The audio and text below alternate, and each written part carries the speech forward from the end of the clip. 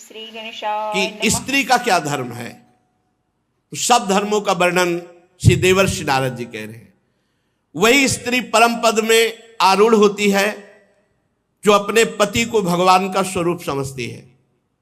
मेरे लिए मेरे भगवान मेरे पतिदेव हैं, भगवान सब में विराजमान है।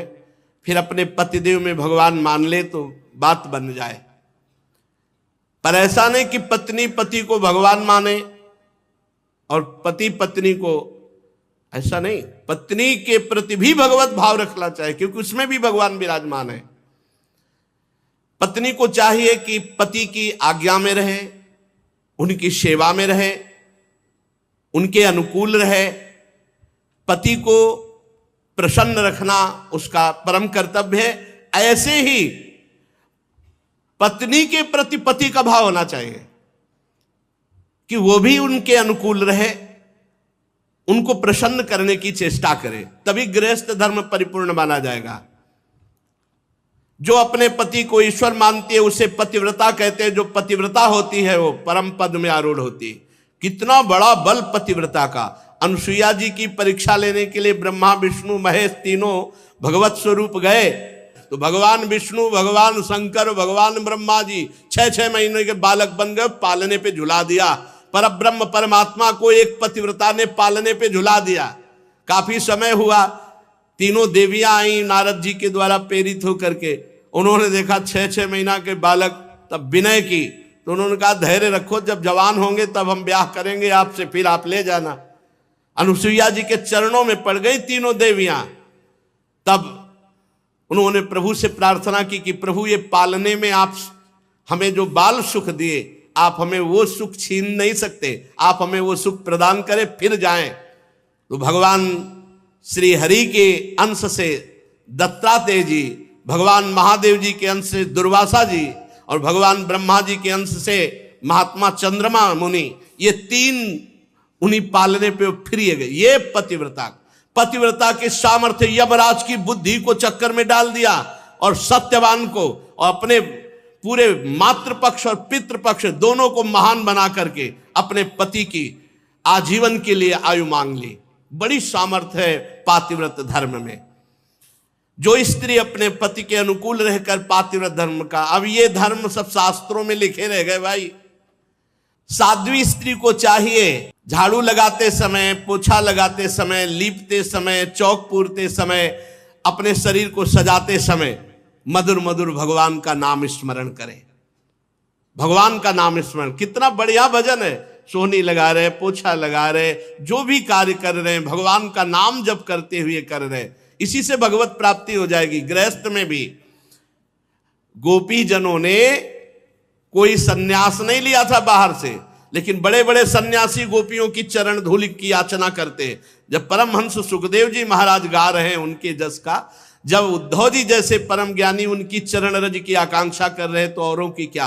बृहस्पति शिष्य परम ज्ञानी महात्मा भगवान श्री कृष्ण के अभिन्न स्वरूप उद्धव जी याचना करते हैं कि वृंदावन की गोपियों की चरण रज हमारे माथे पे लगे। क्यों? क्योंकि हर समय लीपते बुहारते हर समय भगवान का स्मरण कर रहे हैं, भगवान की मंगल लीलाओं का स्मरण कर रहे हैं। जो गृहस्थ में रहते हुए पति पत्नी विनम्र, झगड़ा नहीं, इसीलिए बड़ा संकट में है गृहस्थ धर्म और विरक्त धर्म दोनों।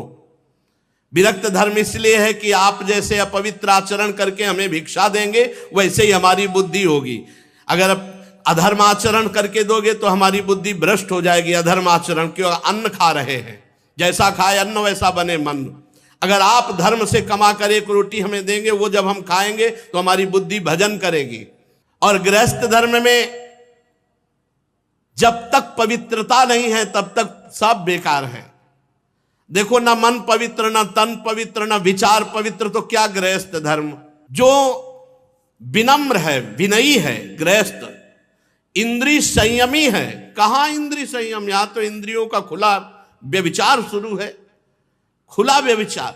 गृहस्थ धर्म महान धर्म है जिससे विरक्त भी वहीं पैदा हुए, बड़े बड़े आचार्य गुरुजन भी उन्हीं गृहस्थों के यहां पैदा हुए। तो गृहस्थ धर्म कोई छोटा धर्म नहीं है, पर बड़ा महान धर्म है। महान इस बात में है कि वो गृहस्थ होते हुए विनयी है, वो गृहस्थ होते हुए इंद्रिय संयमी है, वो गृहस्थ होते हुए पवित्र है, भगवान का भजन करता है, इसलिए महान है। जो प्रिय वचनों से आए हुए अतिथि की सेवा करता है। तुम्हारे दरवाजे पे कोई आ गया, मधुर वचन, आइए स्वागत है आपका, कम से कम आसन और जल, बैठिए, पानी पीजिए, इतना तो सब कोई कर सकता है। भोजन और आगे की बातें ना हो तो हाथ जोड़ दे, पर आए हुए दरवाजे पर भिक्षुक, अतिथि, कोई भी आया हो, प्रिय वचन, आसन और जल, 3 चीजें तो सब कोई दे सकता है। प्यार से बोल सकते हो, पानी के लिए पूछ सकते हो, एक आसन पे बैठा सकते हो। इसके बाद वो जो मांग रहा है हमारी सामर्थ्य नहीं, हमारी श्रद्धा नहीं, तो मना कर सकते हैं। अपने कर्तव्य में सावधान रहे, पवित्र प्रेमपूर्ण व्यवहार करे। जो पति परायणा होती है और जो एक पत्नी व्रत होता है, उसके यहां भले वैभव न दिखाई दे, लेकिन उसके यहां शांति होगी, सुख होगा, एक आनंद होगा। अब मेहनत करके पति कमा के आ रहा है और घर में व्यभिचारिणी स्त्री है और ये देख करके उसकी छाती जल रही, या पत्नी बहुत धर्मात्मा है, पति व्यभिचारी है तो उसका हृदय जल रहा है, ये बहुत गलत है। अपने धर्म को समझो। ये शरीर का जो व्यभिचार प्रवृत्ति है ये नरक पहुंचा देगी। पति वंचक पर पति रति करई, रौरव नरक कल्प सत परई। जो स्त्री अपने पति को छलावा करके दूसरे पुरुष से सहवास करती है वो रौरव नरक पर। अगर पुरुष दूसरी किसी पत्नी से ऐसा करता है तो फिर नरकों के वर्णन में सुना ही है कि लोहे की स्त्री जलती हुई और कल्पों तक भी चिपकाया जाता है, ले आलिंगन करो, फिर वहां हाय हाय मचता है। इसलिए होश में जो गृहस्थ धर्म, नारद जी वर्णन कर रहे हैं, जो गृहस्थ धर्म में पति पत्नी एक भाव प्रेम संबंध और बड़े पवित्र रहते हैं, विनयी हैं, उनके घर में भले आपको करोड़ों अरबों रुपया न दिखाई दे, लेकिन शांति होगी, सुख होगा, बड़ा आनंद रहता है। गृहस्थ धर्म बड़ा, ऐसा थोड़ी कि निकृष्ट कोई गृहस्थ धर्म है। युधिष्ठिर जी जो चोरी नहीं करते और जो पाप कर्म नहीं करते, वो अपने आप शांति और सुख को प्राप्त होते हैं। पर सावधान रहे, चोरी करना और अन्य पाप कर्म करना, इनसे अपने आप को बचावे। श्री देवर्षि नारद जी कहते हैं, जो धर्म से चलता है तो कुल परंपरागत लक्ष्मी चलती रहती है। ध्यान दीजिए, दीपक की तरह भले जले, लेकिन जो धर्म से धन कमाते हैं उनका परिवार सुखी रहेगा। और ये जो अधर्म से घूस लेकर इधर उधर, फिर उनका जो है वो भले हाइलोजन की तरह एक बार जले, लेकिन फ्यूज पक्का हो जाएंगे, पक्का नष्ट हो जाएंगे, परिवार तितर बितर हो जाएगा, सब नष्ट हो जाएगा। इसलिए अधर्माचरण करके गृहस्थ का पालन करने की कोशिश ना करे। भले धर्म से नमक रोटी खाने को मिले, आप धर्म से चले। ये भारतवर्ष वेददर्शी ऋषि मुनियों का देश है, ये गर्व का विषय है। हम भारतवासी हैं। ये सब देशों जैसा यहां व्यवहार नहीं है, पशुता, आसुरी प्रवृत्ति, केवल इंद्रियों का पोषण, ऐसा नहीं। ये धर्म का पालन करने वाला देश है। एक प्रसंग में भाई जी ने लिखा था कि अकबर सम्राट जब राजपूतों को परास्त किया तो सैकड़ों लाशें बिछी हुई थी। रात्रि के समय कुछ अंगरक्षकों के साथ वो ये देख रहा था, खुशी मना रहा था कि बहुत से राजपूतों को मारा गया। तो उसी में देखा कि एक नवीन अवस्था का राजकुमार दीपक लेकर शवों के चेहरे को देख रहा है। तो आवाज लगाई, सावधान। तत्काल तलवार खींच करके खड़ी हो गई। वो कोई राजकुमार नहीं थी, वो राजकुमारी थी। नजदीक अकबर अपने साथियों के साथ गया, कौन हो तुम? तो उसने बताया कि मैं क्षत्रिय राजकुमारी हूं। तो यहां रणभूमि में कैसे?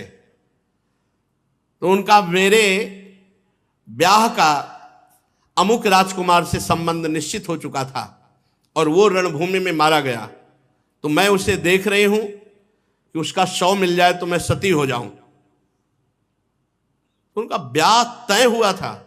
बोले हाँ, हम भारतीय नारी हैं, एक बार जिसको अपना पति स्वीकार कर लिया जीवन उसी को समर्पित कर देती है। ये हमारे यहाँ की परंपरा। वो होश उड़ गए उसको कि अभी ब्याह हुआ नहीं, ब्याह की बात तय हुई थी और ये 100 ढूंढने आई उसके साथ अपने शरीर को नष्ट कर देने की। ये पूर्व की बात। ये हमारा भारत देश है जहां अपने संबंधों के, अपने चरित्रों की पवित्रता है यहां, और उसी के बल से परम पदादि प्राप्ति। ये पशुता थोड़ी थी, ये पशुता तो अभी कुछ वर्षों से आई हुई है। धर्म पूर्वक पाणी ग्रहण संस्कार करके किसी एक को स्वेक आजीवन निर्वाह करो, ये हमारे यहां की पद्धति रही। जो धर्म से चलता है, कुल परंपरागत, उसके यहां श्री वैभव सुख शांति बनी रहती है। अब युधिष्ठिर जी ने पूछा, ब्रह्मचर्य, गृहस्थ, वानप्रस्थ, सन्यास, ये 4 आश्रम हैं। इसमें गृहस्थ का तो वर्णन किया, अब ब्रह्मचर्य आश्रम का और वानप्रस्थ आश्रम का और सन्यास आश्रम का क्या स्वरूप है? तो देवर्षि नारद जी कहते हैं, हे धर्मराज, ब्रह्मचारी चाहे कोई भी हो, गरीब या बड़े घर का या किसी भी वर्ण का, गुरुकुल में सब ब्रह्मचारी माने जाते थे। पहला आश्रम सबका ब्रह्मचर्य है। जब तक ब्याह ना हो तब तक ब्रह्मचर्य जो रहे तो उसका जीवन एक अलग होगा। आप देखना, उसकी संतानें एक दिव्य होंगी। लेकिन हमें लगता है कि दसियों हजार में 10,000 में नहीं, 10,000 में कोई एक ऐसा निकले तो निकले, नहीं तो बहुत है कि ब्याह ना हुआ हो तब तक वो ब्रह्मचर्य रहा हो। अब जो समय चल रहा है 10,000 में कि ब्याह ना हुआ हो और वो 20-22 वर्ष तक ब्रह्मचर्य रहा हो, ये तो मतलब अलौकिक पुरुष का अवतार समझो, अलौकिक पुरुष का अवतार समझो। अगर वो ऐसा गुरुकुल में निवास करना, ये तो प्रथा ही खत्म हो चुकी है एक तरह से, कहीं कहीं ऐसा है। लेकिन उसमें भी कह रहे 10,000 में कोई ऐसा बिरला होगा जो किसी प्रक्रिया से अपने ब्रह्मचर्य को जब तक ब्याह नहीं हुआ तब तक नष्ट नहीं किया। गुरुकुल में निवास करना, ब्रह्मचारी को अपनी इंद्रियों को वश में करना होता है। वो गुरु जी के सामने अपने को दास के समान समझे, गुरुदेव के चरणों में सुदृढ़ अनुराग रखे और गुरुदेव का हित कैसे हो, उनको सुख कैसे पहुंचे, ऐसा कार्य करना चाहिए। जो ब्रह्मचारी है उसका प्रधान धर्म है गुरु सेवा, गुरु चरणों में अनुराग और गुरु के सामने अपने को बहुत दीनहीन दास मानना और अपनी इंद्रियों को बहुत सावधान रखना। गुरु सेवा तभी पूर्ण होती है जब मान त्यागी होता है। गुरुपद पंकज सेवा तीसरी भक्ति अमान, अमान होकर गुरु चरणों की सेवा करना, ये विशेष जीवन को प्रकाशित करने वाली बात है। ब्रह्मचारी को चाहिए कि जो भिक्षा मांगकर लावे वो गुरु के सामने समर्पित कर दे और गुरु की आज्ञा से ही उसको पावे। और ब्रह्मचर्य आश्रम में मौन व्रत का जरूर आश्रय ले, ज्यादा बातचीत विषय वासना बढ़ाती है। एकाग्र रहे और गायत्री का जप दोनों संध्याओं में या तीनों संध्याओं में जैसा समय मिले वैसा, त्रिकाल संध्या या 2 काल की संध्या। और गुरुजी जब बुलावे तो क्षुद्र दास की तरह हाथ जोड़कर उनके सामने अनुशासन में रहे और गुरु के द्वारा पढ़ाए हुए शास्त्रों का एकांत में चिंतन करे, मनन करे, स्वाध्याय करे। जब गुरुदेव आवे तो हाथ जोड़कर खड़ा हो जाए, फिर उनके चरणों में सिर टेक कर प्रणाम करे, फिर हाथ जोड़कर बैठ जाए और जो वो उपदेश करे फिर उसे बड़े ध्यान से सुने। ब्रह्मचारी को चाहिए मेखला, मृगचर्म, वस्त्र, जटाजूट, दंड, कमंडल, यज्ञोपवीत और कुशा, ये हर समय धारण करे। ये अपने लोग भगवत कृपा से मृगचर्म हटा करके और सब धारण किए। मेखला भी धारण थी मूंज की और वस्त्र श्वेत और जटाएं भी थी और दंड पलाश का और कमंडल और यज्ञोपवीत और कुशा चोटी पे और 108 कुशा की मुट्ठा और गायत्री अनुष्ठान। सायंकाल 24 घंटे में एक बार भिक्षा करे ब्रह्मचारी। 24 घंटे में ब्रह्मचारी को एक बार सायंकाल भोजन पाने के लिए आज्ञा है, तभी वो ब्रह्मचर्य पचा पाएगा। गुरुदेव आज्ञा दे तो पाए, अन्यथा ना पाए। गुरुदेव ना बोले तो प्रणाम करके भिक्षा रख के चले गए। गुरुदेव आज्ञा दे तो पाए। बड़ी गुरु आज्ञा पर पूरा जीवन समर्पित जिन्होंने कर दिया, निहाल हो गए। और अपने चरित्र की रक्षा के लिए हर समय सावधान रहे ब्रह्मचारी। ये चरित्र के लिए बहुत हानिकारक है मोबाइल, क्योंकि इसमें सारे चरित्रहीन विषय भी भरे पड़े हैं। यद्यपि गुण ना हो तो कोई स्वीकार ही न करे, इसलिए माया ने गुण भी रख दिया है कि आप इससे सत्संग भी सुन सकते हैं, आप अच्छी बातें भी सुन सकते हैं, लेकिन एकांत में सत्संग कोई बिरला सुनेगा। एकांत में तो फिर संसारिकता की तरफ मन भागता है, इसलिए बचो। उस समय तो थे ही नहीं जब अपने लोगों का नैष्ठिक ब्रह्मचर्य था, मोबाइल नहीं था। किसी को सूचना पहुंचानी, आज मरा है तो 15 दिन तक लगते थे। एक चलता था पोस्ट कार्ड, और एक नीला नीला ऐसे जो बंद करके, दो चलते थे। एक पोस्ट कार्ड खुला इतना बड़ा 15 पैसे का, और ज्यादा जरूरी हो तो तार होता था, तार तार कर दो ऐसे ऐसे। और अब तो मोबाइल चल गया है। मोबाइल से बचो, ये बहुत हानिकारक है। साधु महात्माओं के लिए तो खास करके विशेष हानिकारक है, बच्चों के लिए भी बहुत हानिकारक है, बहुत हानिकारक। इतना बड़ा बच्चा सर्च करके दुनिया की बात निकाल देगा। आज तक मोबाइल खोलना नहीं आया। ये जो हम देखते हैं, जो हम सुनते हैं, जो हम बोलते हैं, उसका मनन होता है। ब्रह्मचर्य रहने के लिए हमको ना वो देखना है, ना सुनना है, ना बोलना है जो हमारे भजन में विघ्न पहुंचावे। स्त्री शरीर, पुरुष शरीर और कोई भी किसी भी शरीर से भी अपने धर्म के विरुद्ध आचरण करने की चेष्टा ना करे। जो ब्रह्मचर्य से आजीवन ब्रह्मचर्य, क्योंकि ब्रह्मचर्य से गृहस्थ आश्रम भी जाया जाता है और ब्रह्मचर्य से विरक्त आश्रम। ब्रह्मचर्य दोनों के लिए अनिवार्य है, चाहे वो गृहस्थ में जाना हो चाहे वो विरक्त में। गृहस्थ आश्रम में यदि नहीं जाना और ब्रह्मचर्य का आजीवन व्रत लेना है, तब तो बहुत सावधान हो जाए। आजीवन के लिए नियम ले ले कि कामी पुरुष और कामिनी का कभी भी संग नहीं करेंगे। एक हरकत जहां समझ में आ जाए, देखो बुद्धिमान मनुष्य शरीर है, पता चल जाता है एक दृष्टि से, एक हरकत से कि इसका स्पर्श करना, इसका देखना, इसका बोलना किस भाव से है। साधक को सावधान रहना चाहिए जो आजीवन ब्रह्मचर्य रहना चाहता है। इंद्री बड़ी बलवान है, ये प्रयत्न करने पर भी मन को क्षुब्ध करके विषयों की तरफ खींच लेती हैं। पर आस्था तो कृपया लाइक और सब्सक्राइब करें। कमेंट में लिखें जय श्री राधे राधे।